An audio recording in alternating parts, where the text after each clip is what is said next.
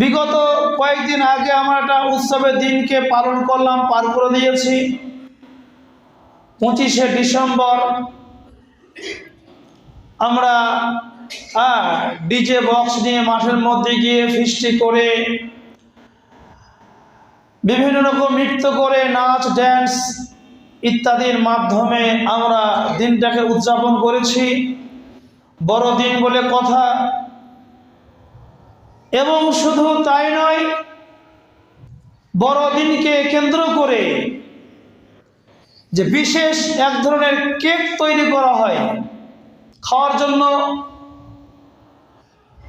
আমরা প্রত্যেকেই বাজার থেকে সেই কেক কিনে নিয়ে এসেছি এবং বাচ্চাদেরকে খাইয়েছি, নিজেরাও খেয়েছি। পাশাপাশি এই দিনটাকে স্মরণীয় করে রাখার জন্য এই দিনকে কেন্দ্র করে যে একটা পিরামিডের মতো একটা টুপি তৈরি করা হয়,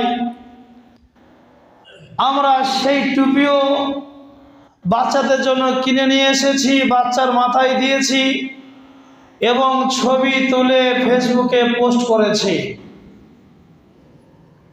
এই দিনটাকে আমরা খুব আনন্দের সাথে উদযাপন করেছি। একটা খুশির দিন বলে কথা, বড়দিন, কত আনন্দের দিন।